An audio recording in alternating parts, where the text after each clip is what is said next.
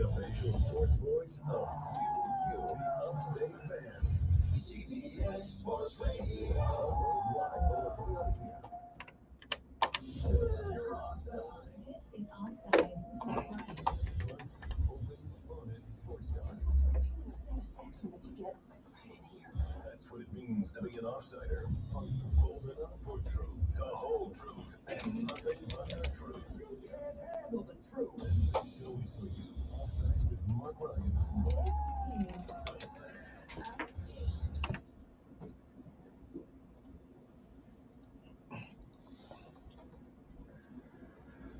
This is the most interactive sports talk show anywhere. It's Offsides, Marc, Ron, and Diesel, and we are the Fan Upstate rolling on until 6:30 p.m. today when, guess what happens?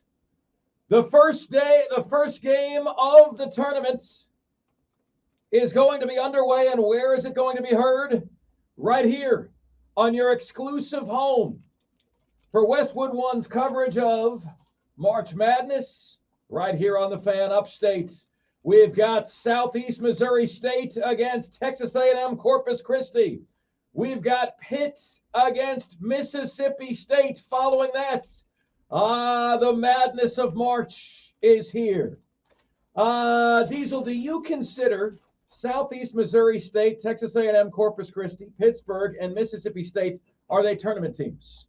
They're playing tonight. Tomorrow, right here on the Fan Upstate, we've got Fairleigh Dickinson. That sounds dirty. Against Texas Southern. Nevada against Arizona State. All right here on the Fan Upstate. Are these tournament teams, Diesel? Well, I'll be excited when regularly Dickinson gets into the tournament. Did any of those four teams win their conference championship in the tournament? They did not, Diesel, but I'm very concerned about what massively Dickinson is going to have to offer. Yeah. I just. That's how we're starting the show today, Wow. isn't it? Wow. Okay. This is how we roll. This is how we're doing. Did any of those first four teams win their conference tournament? No. Okay, then no, they're not tournament teams. Well, I don't know. I'm going to need you to check on that. Diesel, I honestly have no idea. Oh. I have no idea. Okay. So Nevada, the answer to Nevada would be no. The answer to Arizona State would be no. Fairleigh Dickinson. How about occasionally Dickinson? Yeah. How about no thanks, Dickinson? I don't know. Fairleigh Dickinson against Texas Southern, and then Southeast Missouri State, Texas A&M, Corpus Christi. I don't know. If they won their conference tournaments, then yes, they are in the tournament because they got in by the way the NCAA regulations and rules have it set up. This is how you get in. This is your path. I don't think you should get to exclude a team that won their conference tournament just because they, as not being in the tournament, just because they got placed in the first four, the play-in tournament. They didn't do anything wrong. They did everything they were asked to do. So yeah, those teams are in the tournament. So we're gonna investigate that, but between then and now, folks, I want to let you know about a little fun contest that we're doing. If you've ever wanted to prove that you have more knowledge than us, number one, you could very well be right. But at 4 p.m. today, you're going to have the chance to go head-to-head against Diesel. What I need you guys to do, okay, what I need you to do, and it's very, very rare that I ask a favor of you, okay? At 4 p.m. today, I need you guys to call in, all right? So if you're at work, take a restroom break. If you're in your car and you can do so safely, please call in. Tell your boss that you've got a little bit of the bubble guts. Nobody ever questions you on that. Yeah. Just say, boss, I got to go. And he's like, go. Don't do it here. Go. And then call us. Yes, that's 100% correct. But at 4 p.m. today, you are going to be competing with Diesel at something. What are you going to be competing with Diesel at? I can't tell you. I can't tell you right now. But at 4 p.m., you're going to be competing with Diesel at something, okay, on the air. So if you're listening right now, would you commit right now to calling in at 4 p.m.? Diesel will take your call. He'll get you queued up. You will compete with Diesel about something. Diesel probably does not know what direction I'm going to go with this. Even if he has an idea, he doesn't know the particulars. Okay, so this has not been communicated. This is live radio. We're going to have a contest, Offsiders versus Diesel, coming up at 4 p.m. this afternoon. Can you guys do me that solid and call in for us at that time? Here's the number, 844-326-3663. That's 844-326-3663, right at 4 p.m. this afternoon. We need you to call in. I can rely on you, right? And you guys can call in at 4 p.m. this afternoon. We are going to have some massive fun. Trey Davis on YouTube. Shout out to Trey Davis. He asks, what if someone actually does have the BGs? Should they still call? Oh, absolutely. Yeah. Absolutely. Because America needs to hear what you're going through. Okay? Needs to hear what you Is that are. legal? Can we broadcast bodily functions like that? Absolutely true. Limply Dickinson joining us right here on the radio, ladies and gentlemen. It is my man, Trey Davis. Trey, will you call in at 4 p.m. for us today? Ladies and gentlemen, will you call in at 4 p.m. for us today? 844-FAN-PHONE. That's 844-326-3663. Coming up on the show today, I have no idea, Diesel, what to even expect on this. There's a chance we could be having on at 4:20 p.m. a blue chip Clemson recruit. There's a chance. He told me yesterday, but as of this moment, I do not have a cell phone number for him. A blue chip Clemson recruit. I'm not going to reveal his name because I don't want it to come off like we're bagging on him if I end up not reaching him in time. But I have confirmation that he's good to go. I just don't have a cell phone number. That blue chip interview set to take place at 4:20. At 4:40, Russell Brown, NFL draft analyst with Cover One, joins us on draft rumors and free agency. At 5:40 p.m., what bugs you the most about your fan base? Now, if I were a Clemson fan, and I were a South Carolina fan, I'm going to tell you at 5:40 today what would bug me the most about my own fan base. Does that sound good? Does that sound like a deal? That, my friends, is all coming up and more right here today between the hours of 3 and 6:30 p.m. here on the most interactive sports radio show anywhere. It's Offsides. Marc, Ryan, and Diesel, the fan upstate. By the way, what's good, everybody? Which camera am I looking at, Diesel? You're looking at this camera to I'm your looking left. at this camera to my left, to the left, to the left, to the front. We are also we're on YouTube right now. We are on YouTube right now, my friends. So want to make sure, if you guys have not checked out our YouTube channel yet, open your YouTube app. It's the Fan Upstate on YouTube. And first couple hours of the show, we'll be right here. We'll be right here with you on YouTube as well. Just getting this station launched. Very, very, very excited about it. I think you need to have another session with Mike Bothwell so he can teach you some dance moves, because whatever that was you were just doing, your chair's going to break. We got a white boy dance moves in the studio today. Remember, you're supposed to look at the camera, not the screen that's showing you on camera. Hi guys, how you doing? He's learning. It's nice to meet you. They're so cute at this age. Yeah, they are. They are. Let's open with this, ladies and gentlemen. So you can tell me if you think this is a scoop or not or whatever. I'm kind of moving away from the scoop business because it doesn't pay, right? It doesn't pay.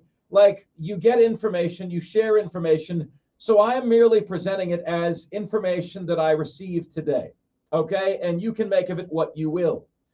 I spoke to an NFL source at lunchtime today, so in the noon hour, and he told me that the Carolina Panthers, now part of this isn't necessarily catastrophic, and the other part of it is, okay? He told me that the Carolina Panthers are far more zeroed in right now on C.J. Stroud and Anthony Richardson than they are Bryce Young. This was a direct quote from the news tidbit. Quote, almost to the point you wonder if Bryce Young is still being considered, the source said to me. Diesel, I am digesting this, and this is just very, very odd and very strange. This is so weird to me, man. First of all, CJ Stroud and Anthony Richardson are nothing like one another. CJ Stroud is not mobile, is very polished, and is kind of a ready-made product. Anthony Richardson is an IKEA dresser. You have to buy it, and you have to put it together, and you have to assemble it. And when it's all said and done and assembled, the potential could be realized. But I don't understand how, like, the word is you are interested in both CJ Stroud and Anthony Richardson, but not Bryce Young. If Florida were to play Alabama in college football, Diesel, who do you think I'd rather have, Bryce Young or Anthony Richardson? Who do you think I'd rather have? It's a pretty simple pick. Right? You know, I would be okay if the Carolina Panthers drafted Bryce Young. I wouldn't love it, but I'd be okay with it, especially because we've seen these smaller statured, more mobile quarterbacks find a lot of success in the NFL. The NFL scouts and the fans of the NFL draft are still hung up on these big-bodied Cam Newton-sized quarterbacks. But those quarterbacks don't last in the NFL. They get beat up, and they don't last very long. So a guy like Bryce Young intrigues me because maybe he's a little bit of a Patrick Mahomes type. Maybe he's that kind of shifty, quick quarterback. CJ Stroud, though, I think intrigues me a little bit more, and I am miles away from having any interest in Anthony Richardson. Yeah, look, but I think the thing to me, Diesel, that is beyond a little odd and weird is the fact that Carolina made this move not knowing what they wanted to do. There's still reports out there, and we have confirmation from Carolina themselves that, quote, we could still trade down. I'm sorry, what? It's like that quote from your favorite movie, The Notebook. It's like, what do you want? I don't know. It's not that simple. It is that simple. What do you want? Well, that was your favorite movie because you know the quote. I don't know the quote. So it's a meme at this point. Yeah. Folks, Carolina, we now know, I think we can now draw the following conclusion, that Carolina traded up from 9-1 without knowing what they wanted to do. Having the number 1 overall pick meant that they control the board, meant they get their pick of the quarterbacks. Congratulations.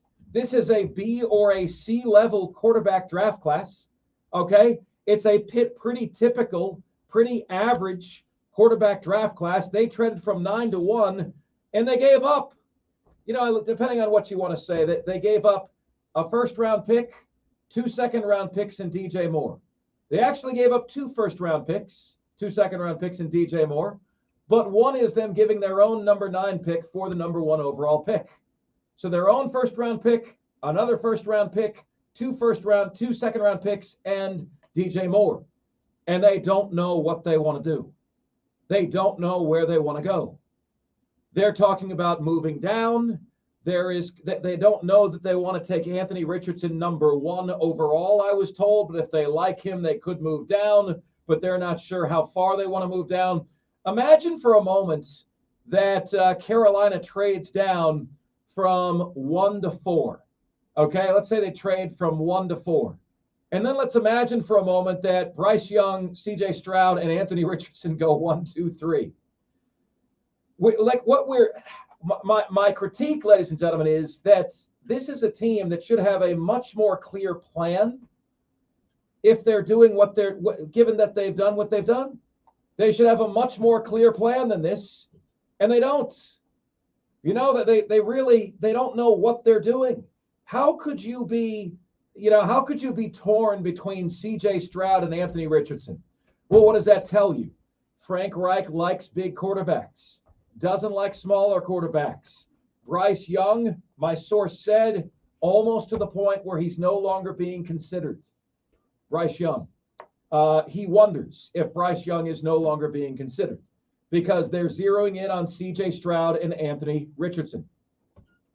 And again, you have a total project in Anthony Richardson, okay, who's got really good athletic traits, and you have a polished stone in CJ Stroud, who is not overly mobile, but is big and strong.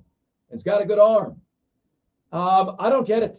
Like, folks, it's just this whole thing is kind of disturbing to me, if I'm honest with you. Just kind of disturbing to me. 71307 on the text line is where you can get to us. Are you going to be participating in our challenge against Diesel at 4 o'clock p.m.? 844-FAN phone. That's Whoever 844 participates, you're going to lose. 326-3663 is the number where you can get to us on the show. All right, coming up next on the program, more on Clemson's curious decision yesterday to bring back their basketball head coach. That is next, and this is the most interactive sports talk show anywhere. It's Offsides, Marc, Ryan, and Diesel, and we are the Fan Upstate.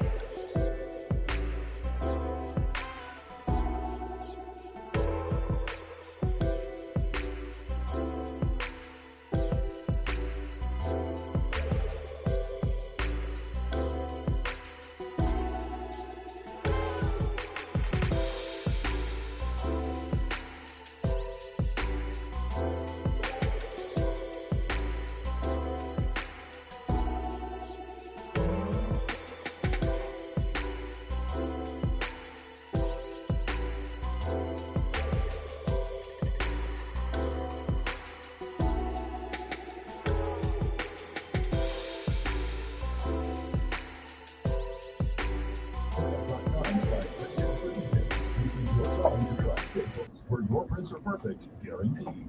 To ask forgiveness instead of permission, you might be an offsider. This is awesome.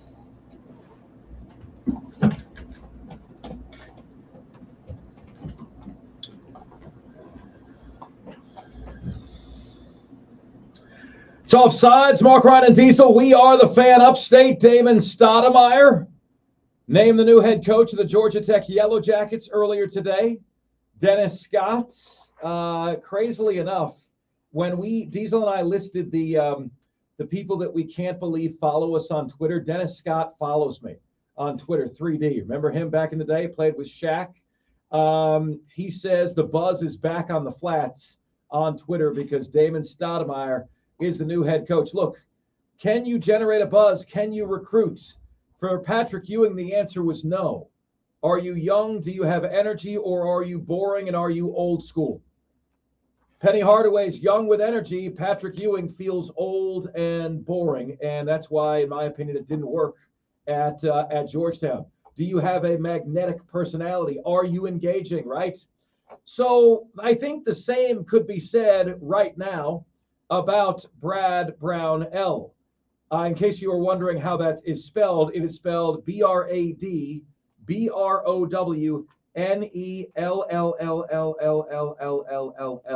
That's 10 L's, the number of L's that Clemson had this year in men's basketball that kept them out of March Madness.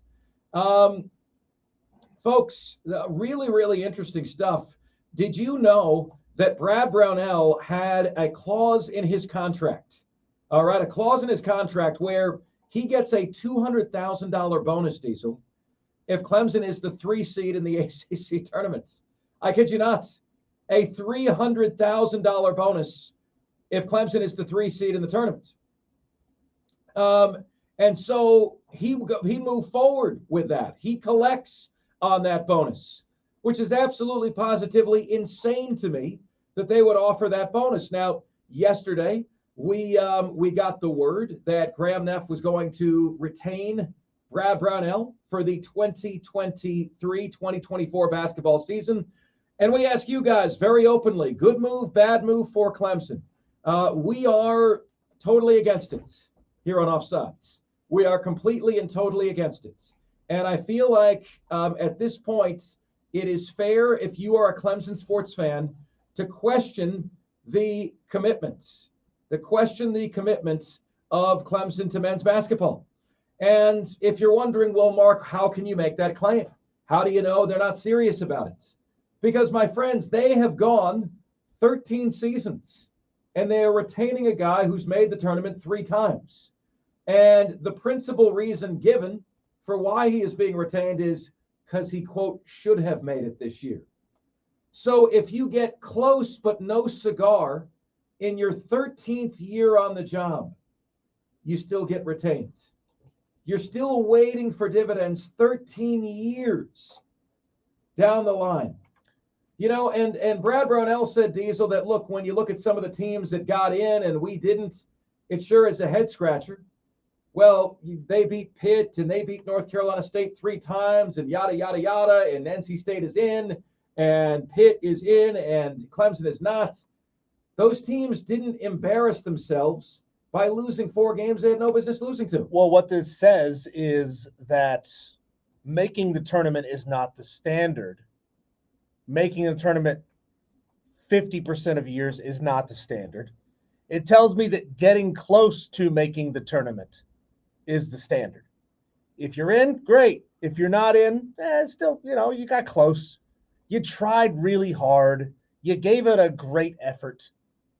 Like, what is the standard for Clemson basketball? There isn't one. That's the trick question. There isn't a standard for Clemson basketball. So, Clemson, you got to up your standards. You got to up them. Yeah, big time. And they have not done so. And yesterday's news was enthusiastically supported by Gamecock fans, bringing Brad Brownell back. I don't understand why Graham Neff said in his letter to season ticket holders, we expect to make the tournament. They don't make the tournament, and Brad Brownell is still back. And I don't get it. And folks, I got to be really careful about what I say here. Okay? I got to be careful about what I say. There are young, up-and-coming coaches in this region who would be a far better fit at a place like Clemson than Brad Brownell is. Multiple young, up-and-coming coaches in this region. okay, that, like it's could or could not be looking for an opportunity. And, for Brad Brownell to still be there really is a head scratcher at this point. And, like people think you're a bad person for calling for somebody's job. And folks, I only call for jobs in my own school. I'm not a Clemson fan. I'm not a South Carolina fan. I cover these teams, right? But I'm not a fan in any way, shape, or form. I'm not calling for their job. I'm just saying it's really something to me how easy and how low standards there are at Clemson, where like what the resume is after 13 seasons is good enough. All you people who think Brad Brownell should be coming back to Clemson next year, do you get to tell me you were wrong? Do you get to tell me you were wrong if he's fired a year from now? Will Graham Neff come out and say, I was wrong, we shouldn't have retained him a year from now? What if Clemson is in the exact same place a year from now that they are right now, right? Where they are on the bubble and they're waiting on pins and needles, and do we get in? Do we not get in? And then I guess the other thing that bugs me about it is that I keep seeing the words Clemson was snubbed. They were snubbed. Clemson was snubbed.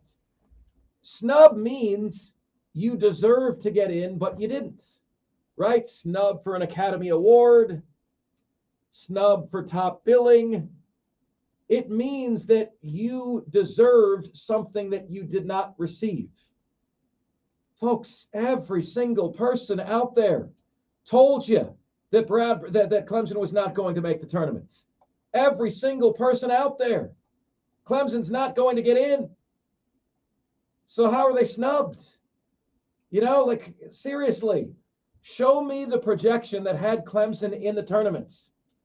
Nobody did. Nobody did, which is nuts. By the way, Diesel, I thought this was interesting. Kirk Herbstreit tweeted that he saw the movie Creed with his wife. Now I'm reading Kirk Herbstreit's words directly. He says, enjoyed it, big fan of Michael B. Jordan and all of the Rocky Creed movies. But my question is this. Second movie in a row that 3 to 4 punk-ass kids, his words, not mine, are acting like disrespectful idiots during the whole movie. At my age, with this happening, what is the play? Now, before you answer that, VZR Sports Spell, Michelle on Twitter, she's a Gamecock fan. She says she went to see Scream 6, and the lady sitting next to her had on a, in her words, bleeping windbreaker. Okay? Who TF wears the world's loudest article of clothing to a movie? Whoosh, whoosh, whoosh, whoosh. So what is the bigger indiscretion here? Is it the windbreaker or 3 to 4 punk ass kids between 12 and 14 years of age acting like disrespectful idiots during the whole movie? Yeah, not to steal any thunder from the excellent YouTube series Cinema Sins, but which is the biggest cinema sin? The biggest cinema sin is people talking and answering their phone and having their phone out the whole time during a movie. Like do you remember in the movie, I think it was the third Christian Bale Batman movie, where he got out of his car and all the paparazzi started taking photos of him, and he had a button that just went bloop and shut down all their phones, shut down all their cameras. I love that. God, I wish we had something like that. You go into a movie theater and your phone just gets shut down. People don't have the attention spans to not have their phones out the entire time, and they don't care. They don't care if it ruins the experience for other people, because people are jerks nowadays. People are incredibly selfish nowadays, and they just don't care. They don't care, Diesel. That's absolutely right. And I'll tell you, I got a bigger problem with the snot-nosed punks, or as Kirk Herbstreit says, punk-ass kids, than I do with the lady with the windbreaker. The windbreaker is annoying. The punk-ass kids are enraging. Now, Diesel, I'll bring you into this. I was picking up a prescription at Target a couple weeks ago, and the car in front of me was a pickup truck. and it went around the corner before I did. There were 3 punk-ass kids standing up on a ledge that were chucking Skittles, and they were clanging off of the guy's truck. And then I come around to see that. I'm the next guy around. So they see me stop my car, and I'm looking at them, and they stop throwing. And I roll down my window, and I'm like, you think that's cute? And here's what the kid says to me. Diesel, you're going to laugh at this, but ask how do I need to have the bleep button ready? Yeah, ask how you would respond if this happened to you. I said, did I see that right? You guys are chucking stuff at this guy's car. I'm hearing it clang off his car. What is that you're chucking? And he holds up a Skittles bag.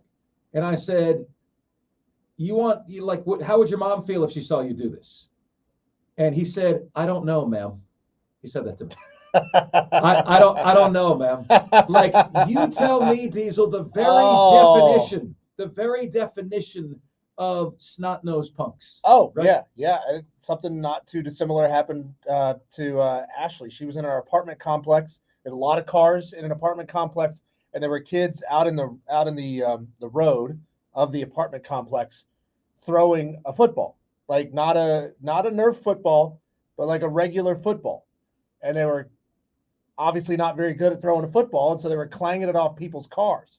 And so Ashley's like, get the hell out of here. There's a field right over there. Go throw this football in the field. And they told her, go bleep yourself, Karen. And she is still mad about that. Oh, Diesel. Did you get if that happened, man, I imagine Angela would sick me on those kids to go have a word with them. Well, look, 50, 60 years ago, if an adult jerked a kid up by the collar for acting that way, the parents would say, thank you. Right. Thank you for doing this. I can't always have an eye on my kid. My kid's acting like a jerk. Thank you for disciplining my child. Now it's, I'm going to get the police involved because you laid hands on my child. When your child's being the jerk and you're enabling the behavior by not disciplining them.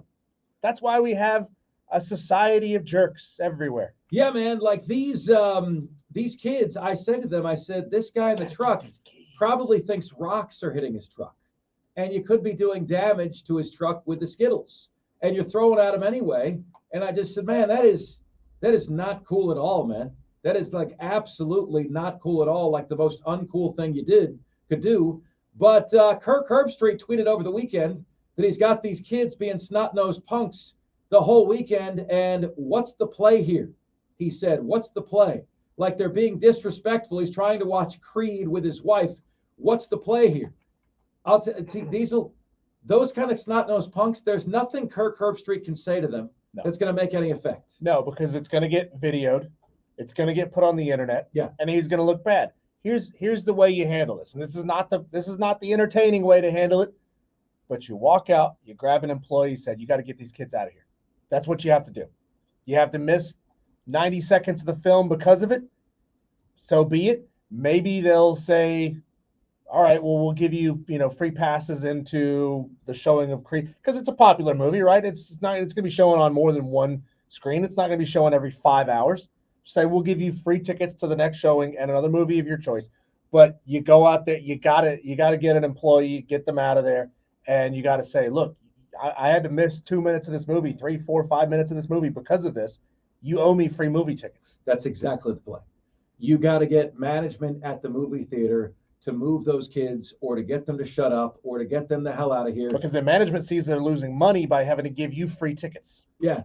The windbreaker next to you, that's annoying. That's tone deaf. That's the person not having any situational awareness of where they're going, where they're about to be. But the kids is enraging. That is enraging. And if you go talk to them, I guarantee you their response is just going to make you more enraged, right? So that would be my advice to Kirk Herbstreit. What is your play there? What is your play if you were me and you saw the kids, you're at the drive-through at Walgreens or CVS, and then you get your prescription and you go around the corner there. And there was a car right in front of me. And kids are ding, ding, ding, plunking Skittles off this guy's truck. What's your play there? I stopped my car. I talked to the kids. I think the first question was, the hell do you think you're doing? And, kind of this smile like, I'm going to make a fool out of you because they're with 3 other boys, you know? And then you realize, here's the biggest problem. I was those kids, you know? I was those kids. Diesel, one of the worst things I've ever done. This is awful, Diesel. I was at Disney World, Diesel. It was raining. I was blowing ketchup, Diesel, on people through a straw. They were going on a go-kart race, right? They're doing a go-kart race, and I'm blowing ketchup out of a straw on people below. I was 13 years old. And I realized that I was this kid. And now this kid bothers me. You know what I mean? So I guess that helps your level of understanding a little bit, doesn't it? Well, there's a quote from a famous movie. You may know it as Tommy Boy, where a woman shows you exactly what to do with snot-nosed kids like that. You stand up, you scream at them, and you say, you listen up, you little spazzes. I know who you are, and I know where you come from. I swear to God, your mothers will cry when they find out what I've done to you. And that's it. And that's what you do. And that's how you create fear and awareness among otherwise snot-nosed punks. But the only awareness I had, ladies and gentlemen, is I was one of those snot-nosed punks. That was me. So whenever I feel like exploding on somebody, I'm going to remember that. Texter says, I've got kids in my neighborhoods that stand in the middle of the street and will not move. You have to lay down on the horn and holler out the window. Now, here's what you do, Texter. You just drive at them faster. They'll get out of the way. Trust me. They see you coming at 5 miles an hour, you're not a threat. But they see if they see you coming at 35 miles an hour, they'll know not to stand in front of your car. Let's check and see what you guys are saying on the text line. Texter says, Panther fan keeps hyping Reich as the QB whisperer. Why pass on Richardson? Go Falcons. LOL. Yeah, you pass on Richardson because he shouldn't even be a first-round pick. Yeah. Some theaters, Trey Davis says, let you text to alert them when people are being disruptive. Yeah, that would help. That would help. Did any of you guys, was I the only person, and I can't imagine this was the case, if you had a girlfriend in high school and you had protective parents, I still can't believe how protective my parents were. I had a 9 p.m. bedtime. If they saw TV lights flickering under my door, I was grounded. I come home from college. My sister's in the living room with the TV on making soup at 2 a.m. The hell is that? Right? But like seriously, I came from a very, very, very strict parenting household, and that happened to me. Texter says, with no actual authority, your bluff will be called, and you'll lose either way with what you do next. Oh, God. Why is it if you came up with such strict parents, you became such a rule breaker? That's exactly it, Diesel. See, I that's need to why. talk to your parents about this. That's why.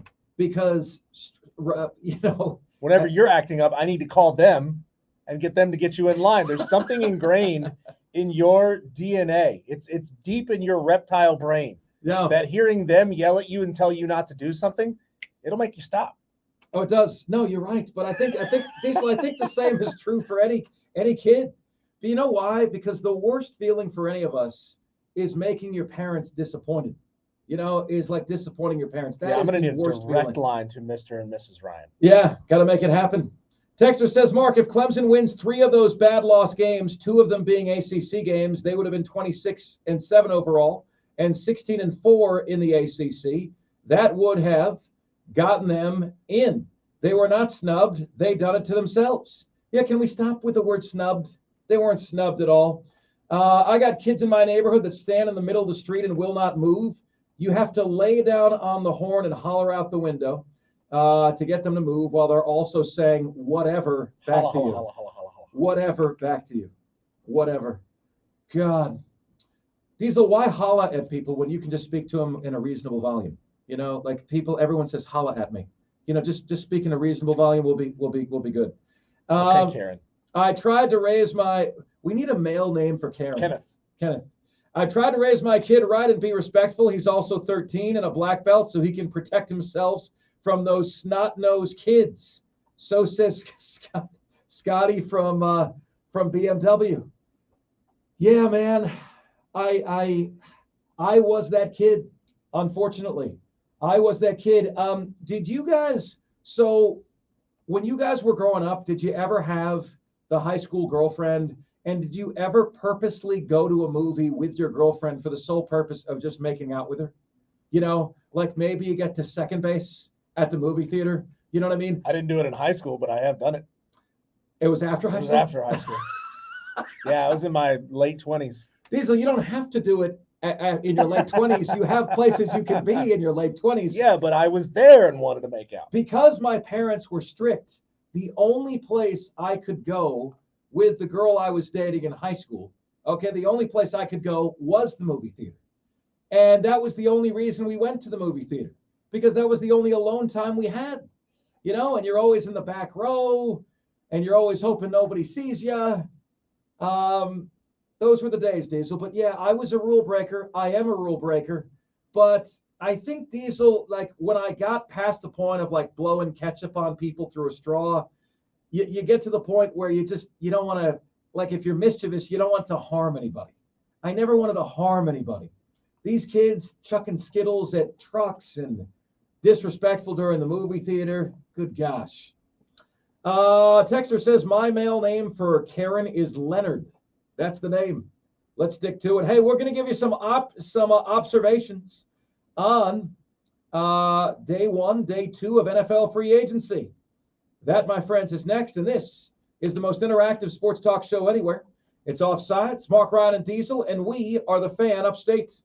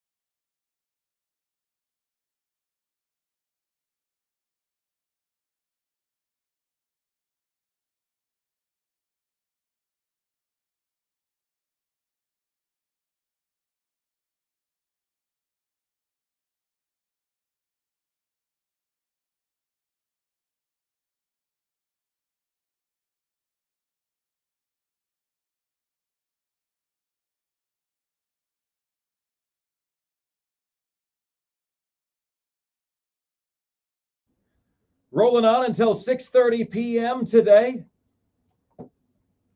Man, when I did some of the stuff I did when I was a kid, it floors me. Floors me. By the way, a texter says, Scotty from BMW says, Mark, Terminator 2 Judgment Day was 2.5 hours. You might imagine me and my girlfriend, back row, best memories ever. Terminator 2 Judgment Day, Scotty from BMW. Scotty, back in the day, I tried to do that, and I looked up the length of the movie, and I tried to pick the longest movie. Only Diesel, it totally backfired. Check out what happened. I picked Wyatt Earp, which was 3 hours and 6 minutes. My mom walks into the movie theater while we're making out, wondering why the movie is still going on. Startled as could be. Absolutely, positively startled as could be. She said, Mark, I dropped you off 2 hours ago. The movie's still going. I've got to bring her home. There was a whole Seinfeld episode about this. Except Jerry was making out with someone while watching Schindler's List. Oh, and that's a really dark movie. It's such a dark movie to make out in. No, it really is, man. But you pick the long movies for a reason. You know, it takes a while to make your moves. Takes a while to get confident and cocky. What do you say we give you some heads ups and some news and notes on NFL free agency? The Atlanta Falcons, Lorenzo Carter, 2 years, $9 million. They also add Jonnu Smith via trade from the New England Patriots.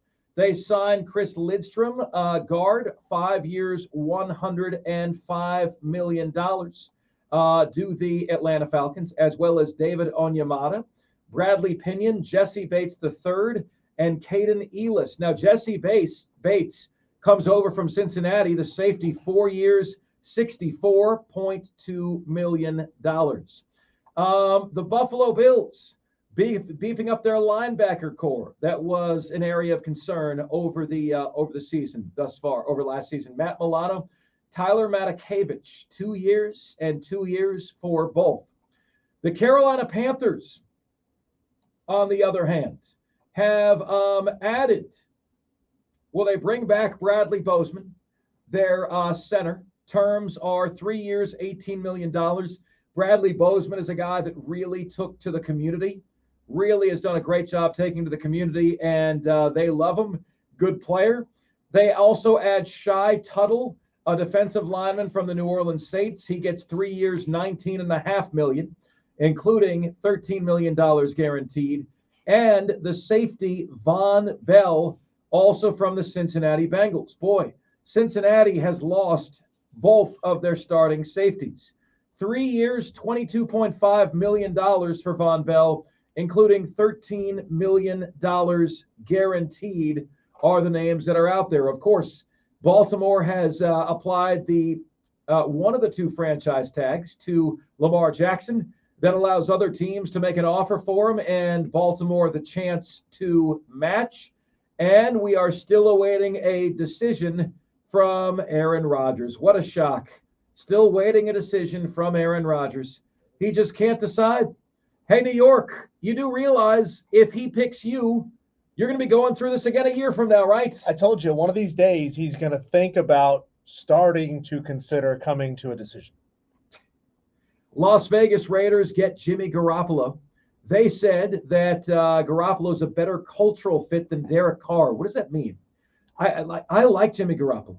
I think he's a good player. 16 touchdowns, 4 picks. He just can't stay healthy. Jimmy G is going to be real popular with the showgirls there in Vegas. Vegas, Jimmy G. See what I'm saying? Good-looking guy. A lot Las of transient Vegas. women there, you know. 3 years, $67.5 million. Diesel, that's a bargain. That's $22 million a year for Jimmy G in a market where certain quarterbacks, Lamar Jackson wants 50. You can win with Jimmy G.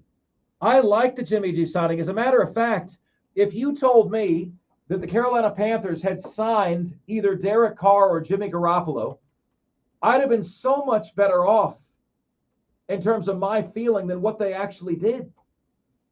You know? You get Jimmy G or Derek Carr, you sign either of those guys. You use all your draft picks to better the team. Now you're a playoff team next year. You're building around those guys. It's not like Jimmy Garoppolo is old. You know what I mean? I mean, he's got plenty of life left. He's just got to learn to stay healthy. Derek Carr is 31 years of age. You know, I don't know, guys. I mean, Jimmy Garoppolo, 31, Derek Carr, 31. Plenty of life left in those tires.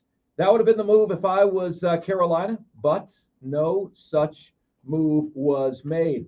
And then the Kansas City Chiefs, they sign tackle Jawan Taylor from the Jacksonville Jaguars. He's going to protect the blind side of Patrick Mahomes. 4 years, $80 million, $20 million a year. That is a huge loss for the Jacksonville Jaguars in their attempts to get back to the divisional round of the NFL playoffs. 844-FAN phone. That's 844-326-3663. Coming up next, ladies and gentlemen, we need you to call in right now. We're doing a contest, you against Diesel. That's all I can tell you. But we need you to call in right now to take part against Diesel himself. 844-FAN phone. That's 844-326-3663. Major bragging rights on the line. Here on Offsides, we are the Fan Upstate.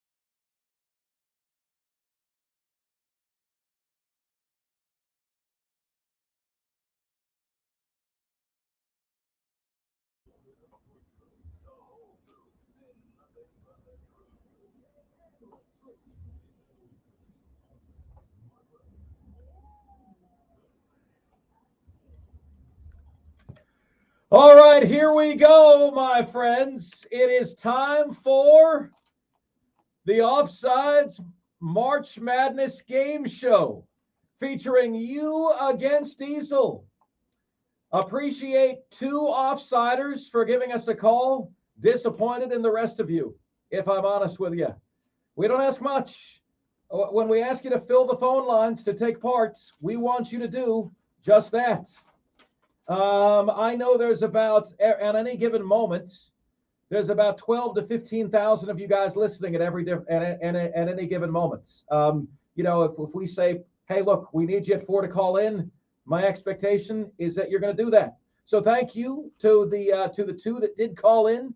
844 fan phone. That's 844-326-3663. And we open with Hurricane Jeff, who joins us on the line. Jeff, what's good, my brother? How are you?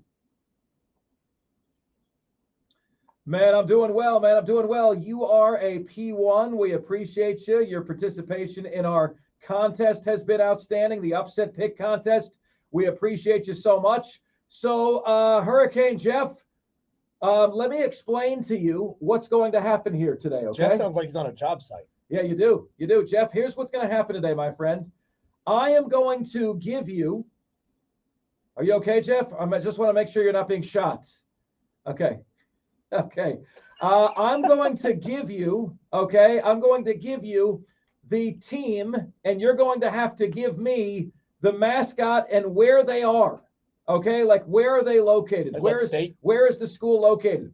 I'm going to give you a 0.5 bonus points if you can give me the city. So when I give you the school, you're going to give me the mascot, Jeff. You're going to give me the state that they play in, and then you're going to get a 0.5 point bonus points. Okay. Now let's do this. And he has to get the mascot like dead on correct. He can't say like, I think there's some kind of a bird. Correct. Right. Okay. You got to get the mascot dead right. So you get 2 points for the mascot, Jeff, 2 points for the states, and you get 1 point, a bonus point if you know the city. Okay. So here we go, Jeff. You're going to get 3 schools, and you got to give us the name. You got to give us the mascot and the state, and if you know it, the city. Are you ready to play, Jeff? The Offsides March Madness Game Show. Here we go. All right. No pressure, Hurricane Jeff. Your first school up for bid is Creighton. Creighton, Jeff. What do you got? Who are they? He got it right. Yes. And where are they, Jeff?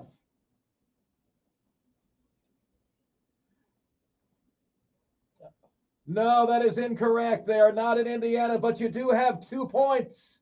All right, Jeff. Your next item up for bids is Princeton.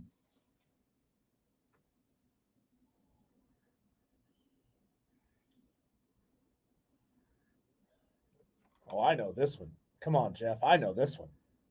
I got harder ones for you, Diesel.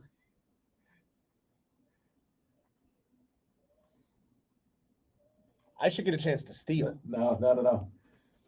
What do you got, Jeff? I need a guess. Where are they?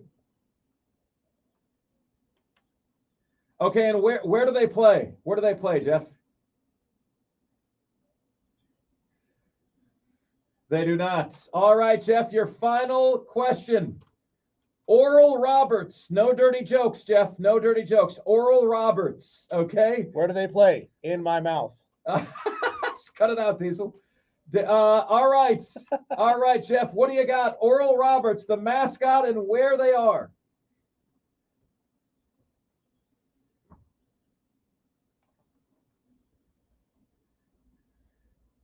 Do you know their mascot?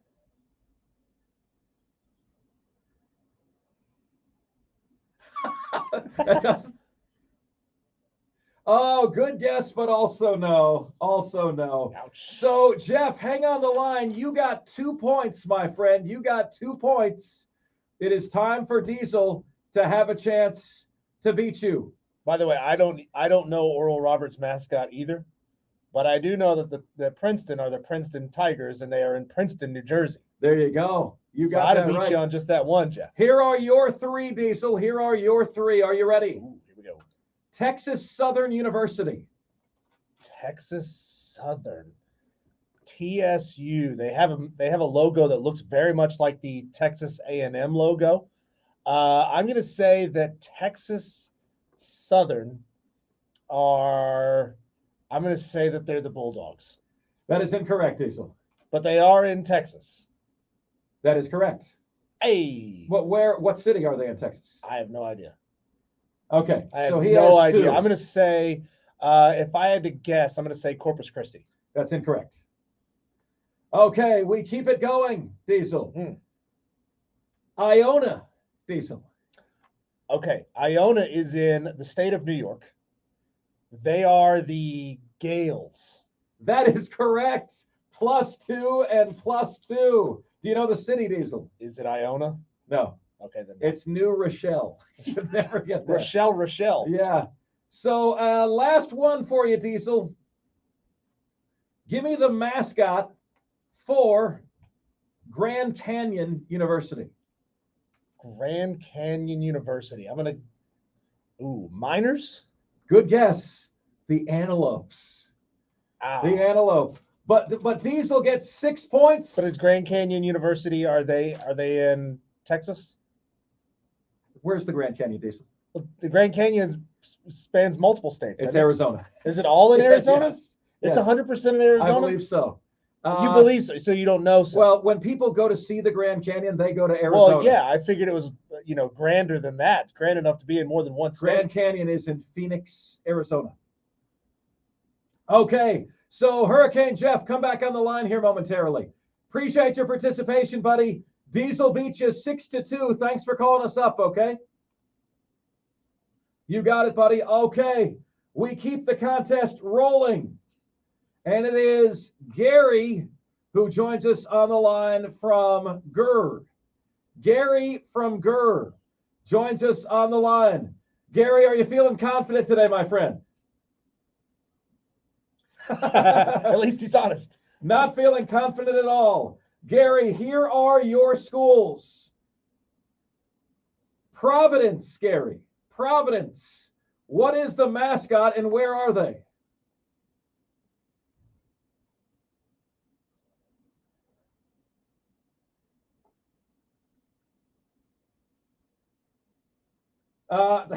They're not in Indiana, and they are not the Bulldogs, Gary. Boy, if you didn't get that one, Gary, I'm not feeling too good about the rest that we have for you here. Okay. Listen, Gary, the next school is Fairleigh Dickinson. I'm really not trying to massively Dickinson you on this one, okay? But it's Fairleigh Dickinson. What is the mascot and where are they, Gary?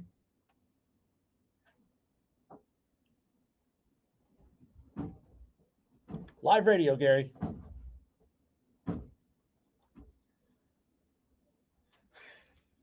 Fairleigh Dickinson is the Knights, and they are out of Hackensack, New Jersey, Gary. Hackensack, New Jersey. That's not a city. That's a beanbag that you hit around with your friends with your feet. I'm trying to figure out one on this list that you would know, Gary. This is the best. This is the best. This is the best chance that I have, Gary. Kennesaw State, Gary. What state and what is the mascot? Oh, that's an easy one.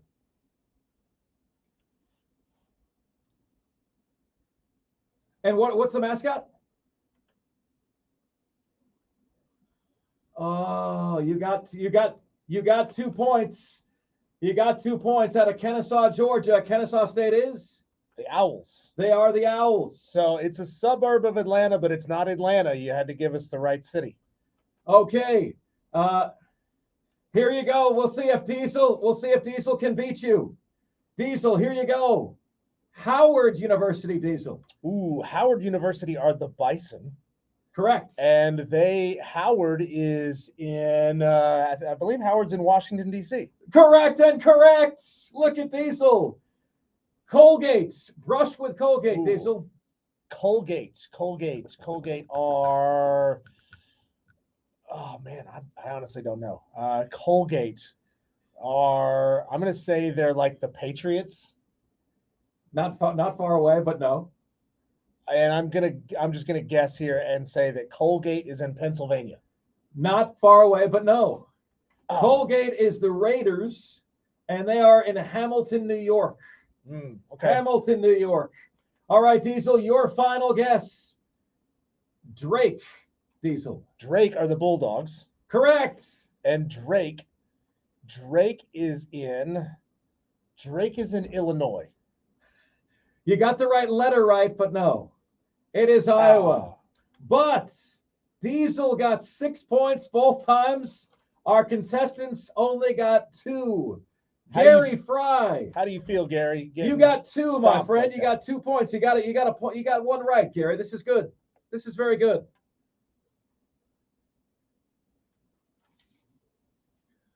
Oh, come on. Don't really? be a Clemson fan right now complaining about the system. You didn't know. Hey, Gary, appreciate you coming on, buddy. Appreciate you coming on. A lot of fun. Yeah, why don't I give you guys a little education here? I'm good at this with FCS football. It gets harder when you get in the NCAA tournament. All right, Diesel. Let's. I want you guys to observe how good Diesel is at this. Okay, and I'm going to be honest with you with what I knew. Well, given my scores, not very good at this. No, Diesel, I'm going to be honest with you about what I knew on here before I did the research. Okay, Diesel, Creighton, go. Creighton. Don't know. Creighton. What are they? Creighton are the Birds. The Creighton Birds. You really don't know? I don't know. Creighton Blue Jays out of Omaha, Nebraska. Okay. I knew all of that. Princeton. Princeton the Tigers. Out of New Jersey. I knew the Tigers. I did not know Princeton, New Jersey. Yeah. Oral Roberts, Diesel, go. Oral Roberts. I don't remember now. They're the Patriots? No, they're the Eagles. And where do they play? I don't know. Tulsa, Oklahoma. I didn't know any of that. Providence. Providence is in Providence, Rhode Island. And I can see their logo. It's like a guy wearing a hood. Yeah. They were the Raiders, right? They're the Friars. Friars. The Providence Friars. Let's see here. Fairleigh Dickinson. Now I don't remember. The Knights in Hackensack, New Jersey. The Knights of New Jersey. Yes. And then, Diesel, the last one was that we did not get to the Northern Kentucky. You know the state, obviously. Yeah, Northern Kentucky, they are the Colonels. And obviously they're in Kentucky, but they are in, oh God, they were an expansion candidate for the Sun Belt. Thank God they didn't get selected for that. I couldn't tell you what city they're in. Highland Heights, Kentucky. They are the Vikings. They are the Vikings. Northern Kentucky Vikings. Out of Highland Heights, sorry, you Kentucky. said Northern Kentucky. I thought you said Eastern Kentucky. Northern Kentucky. Too many directional schools that I didn't know existed in the state of Kentucky. There you go, folks. Our March Madness game show. Diesel did well. Our contestants both got 1 right, right? Both got 1 right. That is pretty solid. Pretty solid indeed. Stop whipping the camera around, Mark. 844 fan phone. I'll whip you around. 844-326-3663. And coming up next on the show, I have 6 bracket observations for you. That is next, and this is the most interactive sports talk show anywhere. It's Offsides, Marc, Ryan, and Diesel, and we are the Fan Upstate.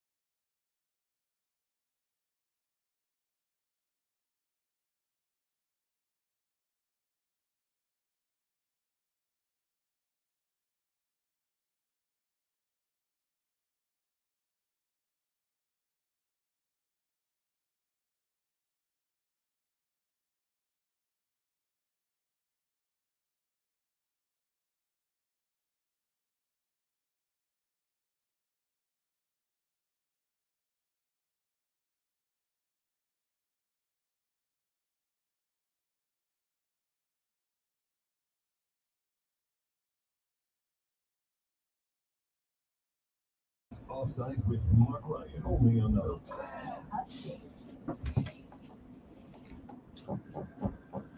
It's Offsides. Marc Ryan and Diesel. We are the Fan Upstate. Roll it on until 6:30 p.m. this afternoon. Wonderful to have you guys with us, man. A little slow on the text line today. Hope you guys are having a good one. Okay. I want to share with you some observations I have about March Madness. Okay. Now, the first one is really interesting, and Diesel and I were dead wrong. I hadn't yet looked at the lines for the tournament, and I said, Diesel, let's guess the line for Furman and Virginia. Guess the line. And because we believe in honesty, even when we're wrong, we're going to do just that. Here's what I guessed. I guessed Virginia over Furman by 12.5 points would be the line. Diesel, what was your guess? 13. 13. Here's the actual line. 5.5 points. Let's make sure we don't tell Bob Ritchie that, okay? Let's make sure we don't tell Bob Ritchie that at all. I guessed 12.5 points. Diesel guessed 13. It is 5.5 points. When they tell you that parity has taken over college basketball, this is exactly what we mean. And Diesel, you saw something interesting about Furman on the news today, man. Yeah, the math department at Furman University were on the news calculating odds of upsets, odds of Furman pulling the upset. And they said they track this every single year, but it's great local content. They said Furman was the most likely, statistically, the most likely upset of a top 5 seed in this tournament. And they thought that because they're Furman? Well, could be. But the truth is, math don't lie. Most the numbers likely upset are the numbers. Only a 5.5 point spread, ladies and gentlemen. 5.5 points. The Gamecast, ESPN's College Basketball Power Index says that it's 78% Virginia, 22% Furman. How about that? Well, Mike Bothwell said on our show yesterday, their plan is to really get out and push tempo. Virginia loves to slow tempo down on teams. He said, if we can force as many possessions as we possibly can and not allow them to slow the game down, then they feel like they have a good shot of pulling off this upset. Shame on us. 12.5 points, 13 points. The actual line is 5.5. It was wrong of us to despair. Yeah. Let's see here. Other interesting lines of note. Kansas, 22-point favorite over Howard. You've got San Diego State, a 5-point favorite over Charleston. I don't know, Diesel. Here I thought Furman got hosed with the seeding against Virginia. And San Diego State is only, is a 5-point favorite over Charleston. I thought Charleston got a much better draw initially. We also have in the first round Duke over Oral Roberts. How about this? Duke just a 6.5-point favorite over Oral Roberts. No dirty jokes here, ladies and gentlemen. Texas, 13.5 over Colgate. Very few odds here other than 1-16 and 2-15 that are actually 10-point spreads. Houston is 19.5 over Northern Kentucky. Tennessee is 11 over 13 seed Louisiana. UCLA is 17.5 points over UNC Asheville. But for the most part, folks, these are all good teams that won their conference tournaments and made their way into March Madness. By the way, Xavier, the 3 seed, only 11.5 over Kennesaw State, making their first March Madness appearance. How about the 5 seed St. Mary's, just a 4-point favorite over VCU? Remember, Shaka Smart used to be at VCU. There's a lot of Clemson fans out there that would love to see Clemson hire one Shaka Smart. Also on the line, you've got Creighton as a 5.5-point favorite in the 6-11 matchup against NC State. UConn just a 9-point favorite over 13 seed Iona. Kentucky a 4-point favorite over Providence. How about this, Diesel? 5-12. Miami just a 2.5 favorite over Drake. The artist. No, the school. I love seeing this kind of parity in the NCAA tournament. It's exactly what we wanted. And look, this is what happens when traditionally deep conferences don't get 4, 5, 6, 7 teams in, and you get better at larges, or you get more you get higher seeded conference champions, you get better teams in these matchups. Yeah, you most certainly do. I was wondering if Furman, Virginia was the closest 4 versus 13 matchup. It is not. Kent State just a 4-point underdog to Indiana. Indiana a 4 seed, Kent State a 13. Indiana just a 4-point favorite in that game. Folks, the action all gets started tonight. Can be heard right here on the Fan Upstate. Southeast Missouri State against Texas A&M Corpus Christi. A&M Corpus Christi is a 3.5-point favorite, followed by Mississippi State against Pitt. Mississippi State, a 2.5-point favorite over the Pitt Panthers. So other observations about the NCAA tournaments. Who is the most underseeded team in the NCAA tournaments? Well, if you go by the rankings, okay, where these teams are in the rankings, VCU got hosed. VCU is playing in the 12-5 matchup. VCU is getting St. Mary's. These are both mid-major schools. But where VCU is ranked, they should be an 8 seed. They're a 12 seed. How do you explain that? You know, like VCU is borderline top 25, and they got a 12 seed, should be an 8 seed. The most underseeded team in the tournament is Virginia Commonwealth University. How about the most overseeded team in the tournament? And Diesel, this is one of those things that's going to make you sick, okay? This is the worst example of helmet scouting that I've seen in the tournament thus far. Diesel, Michigan State is a 7 seed, which sounds right? I mean, okay, Michigan State a 7 seed. That sounds like it makes sense. Michigan State in the far overrated Big Ten that gets way too much love. Okay, Michigan State in the Big Ten Conference had a conference record of 11-8. Diesel, Michigan State has not a single top 25 vote. They're a 7 seed. Now, keep in mind that there's 4 seeds for every number, right? So 7 seed would be for the teams ranked 25th, 26th, 27th, and 28th. That's who should get the 7 seeds, 25th or 28th. Michigan State has not a single vote for the top 25. Not a single vote. How many teams do have a vote for the top 25? 26, 27, 28, 29, 30, 31, 32, 33, 34, 35, 36, 37. So we're into the 10 seeds in terms of teams that, in terms of their seeding. Michigan State has a 7 seed. They have not a single vote in the top 25 poll. That, my friends, is a crime. So VCU, the most underseeded team. Michigan State, the most overseeded team.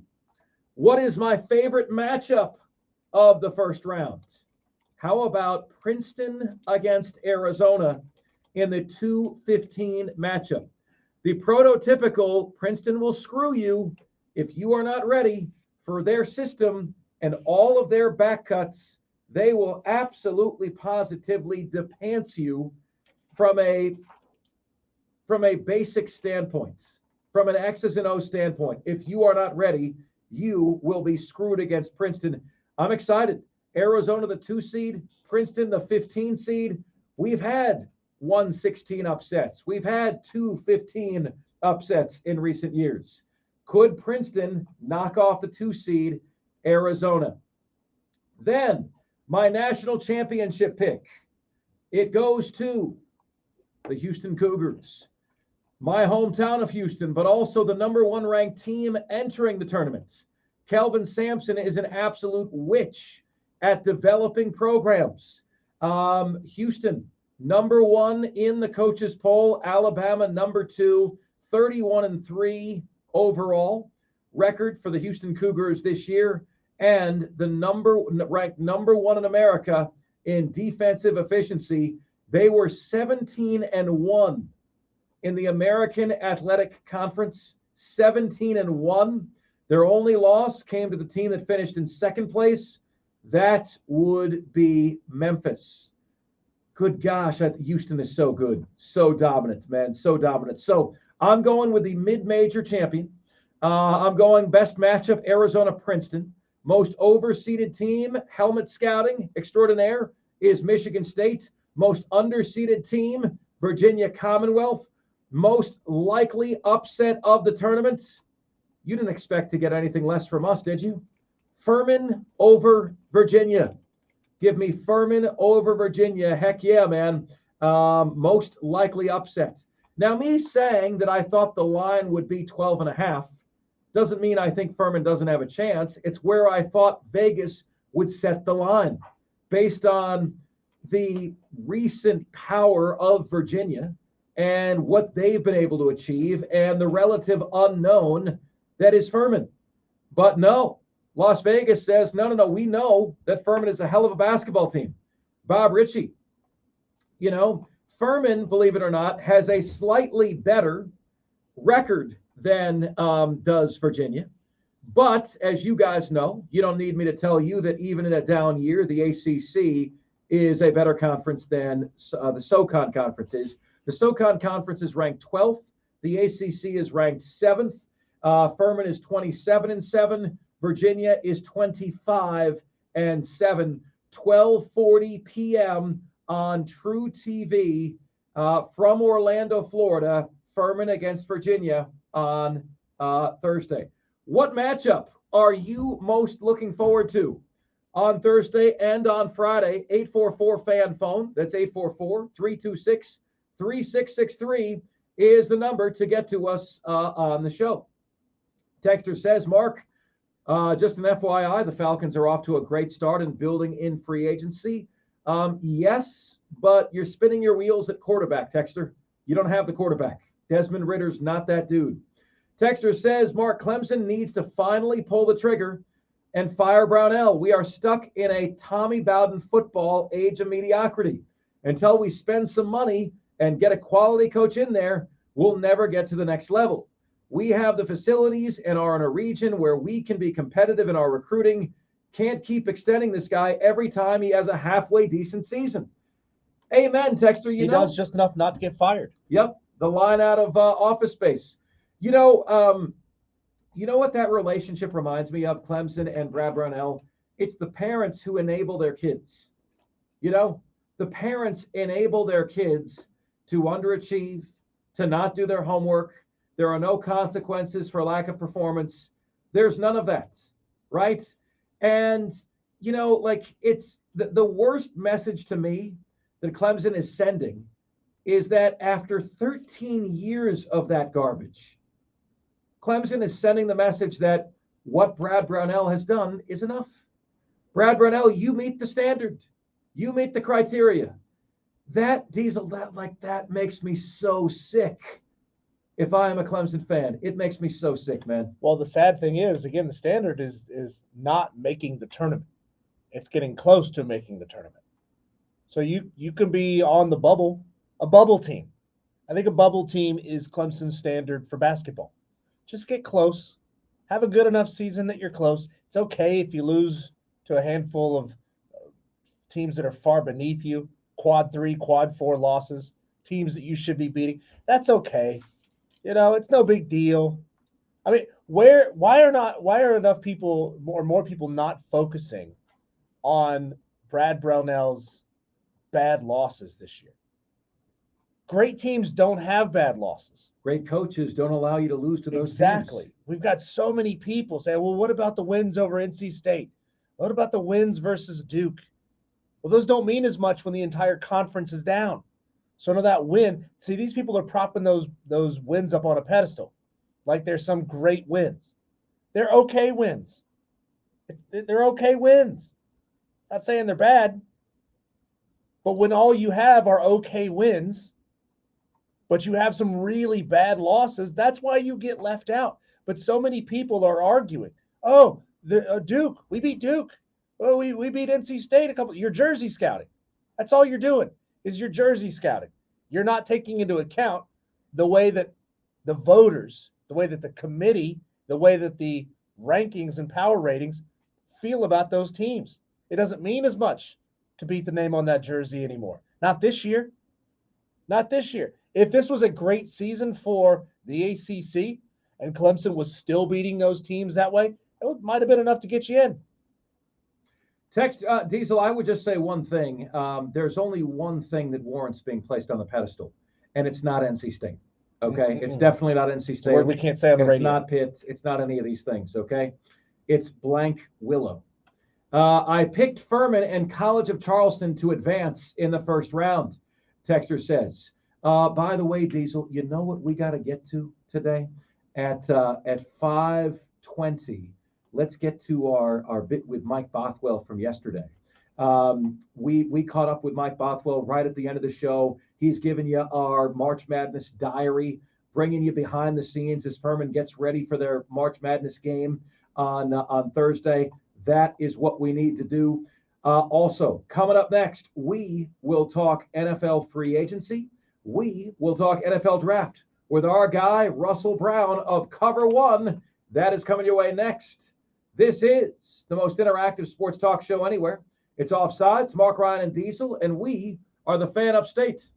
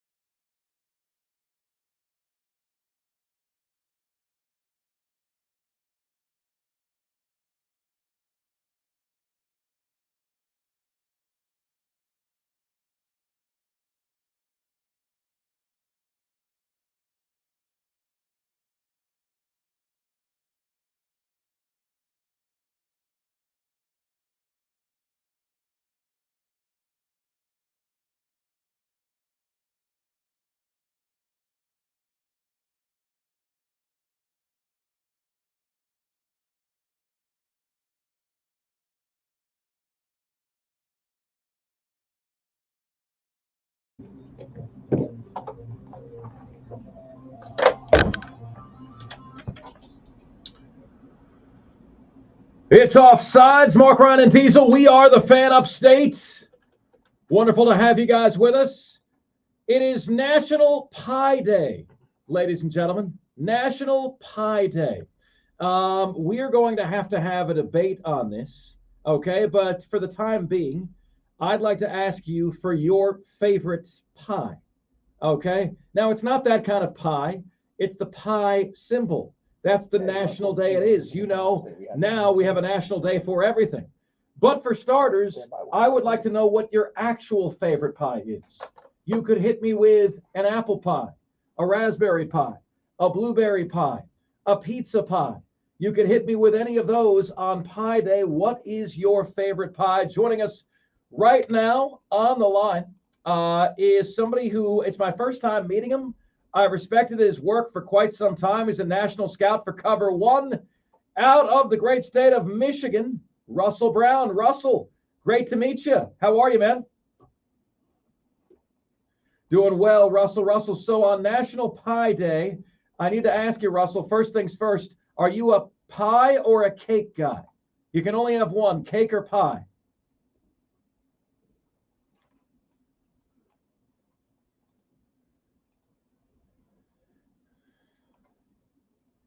Pumpkin pie, I am also pie over cake. I'm also pie over cake. Cake sometimes to me, it's all kind of the same, you know, Russell? Like it's all like icing and there's varying degrees of moistness and there's very, very few cakes that taste different than any other cake. You know what you're getting? It's cake. Pies are their entire different entity. So Russell Brown, one vote for pumpkin pie from one Russell Brown. See, Russell, you had no idea what you were getting into today. No idea whatsoever.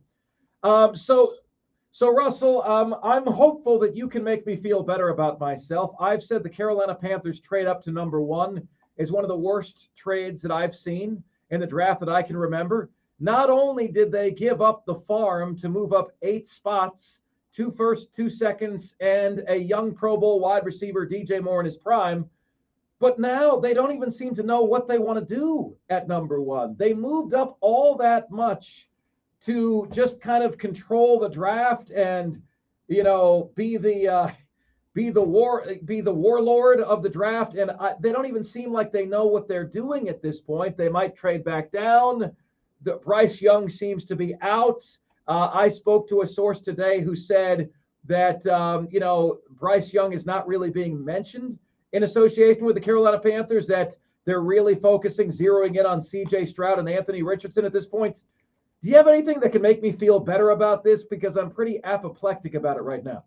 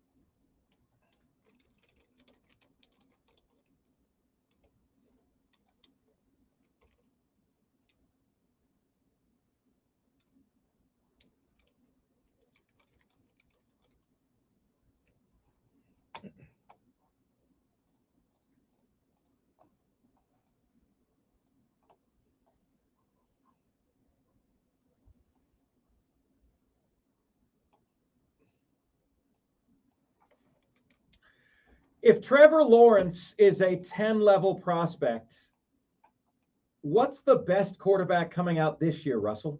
If Trevor Lawrence was a 10, what number would you give Bryce Young, CJ Stroud, Anthony Richardson, scale of 1 to 10?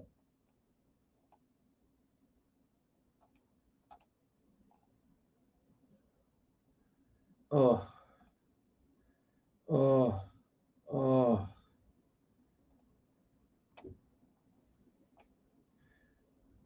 Russell, I was hoping for at least an 8. I got a 6.5. Oh, I appreciate it. No.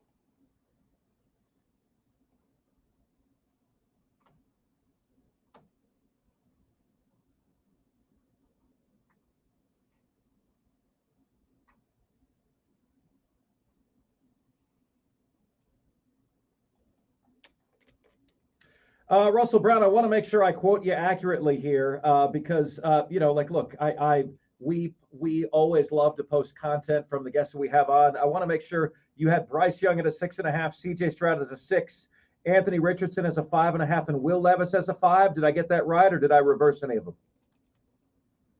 Okay, good stuff there, man. That is depressing. That is depressing to trade up for a number 1 pick at quarterback, and the best one is a 6.5 as a prospect in this year's draft class.